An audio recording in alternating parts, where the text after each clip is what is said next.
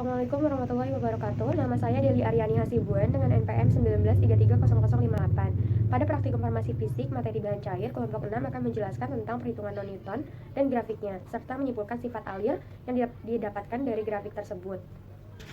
Perkenalkan, nama saya Regina Bupu, NIM 19330057. Assalamualaikum warahmatullahi wabarakatuh. Perkenalkan, nama saya Arlita Rizky Afifia, NPM 19330056. Assalamualaikum warahmatullahi wabarakatuh. Nama saya Desnisa Pertiwi, nomor NIM saya 19330060.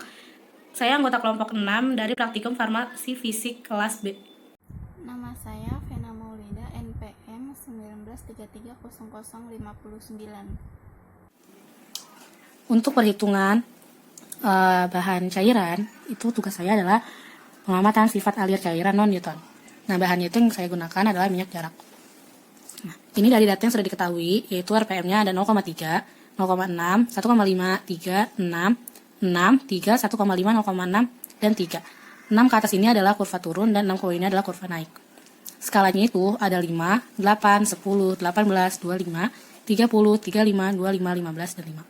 Faktornya yang diketahui juga ada 4000, 2000, 800, 400, 200, 200, 400, 800, 2000, dan 4000. Nah, untuk mencari viskositas, itu rumusnya adalah faktor dikali skala. Nah, faktornya itu kan 4000 dikali skalanya 5, jadi hasilnya 20.000, begitupun seterusnya. Untuk mencari siret, itu rumusnya spindle yang digunakan dikali RPM. Spindlenya itu yang mana? Spindlenya itu yang ini. Karena kita menggunakan spindle 3, jadi yang dipakai adalah 0,2210. Nah, berarti 0,210 dikali sama 0,3. Hasilnya 0,063. Begitupun sampai seterusnya. Nah, untuk shear stress itu rumusnya shear dikali viskositas. Nah, shear-nya berapa? Shear-nya 0,063 dikali viskositasnya 20.000. Hasilnya jadi 1260. Begitupun sampai akhir. Nah, dari data ini, itu suhu yang diketahui adalah 29 derajat Celcius, dan suhu cairannya 29 derajat Celcius juga. Sifat alir itu ada dua, yaitu ada sifat Newton dan sifat non-Newton. Nah, kalau Newton itu cairan ideal. Kenapa bisa dikatakan ideal? Karena kenaikan viskositas berbanding lurus dengan shear stress. Jadi tuh, dia berbanding lurus, jadi kalau dibuat grafik, dia lurus, grafik, terus tapi naik gitu. Nah, itu namanya Newton. Nah, kalau untuk yang non-Newton, itu ada dua. Ada cairan, itu untuk non-Newton, itu ada kurvanya yang cenderung cembung pada poros shear stress, itu namanya alirannya dilatan. Sedangkan kalau kurvanya cekung pada poros shear stress, itu namanya pseudoplastis. Nah, non-Newton ini adalah cairan yang hubungan antara shear dan shear stress-nya non-linear. Nah, non-linear itu apa? Jadi itu kan kalau misalnya yang Newton dia lurus seperti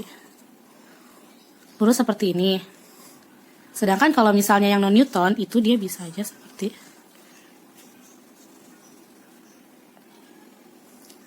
ini. Jadi bengkok gitu. Dia lebih cembung. Nah, kalau yang lebih cembung ini namanya dilatan. Tapi kalau misalnya dia lebih cekung,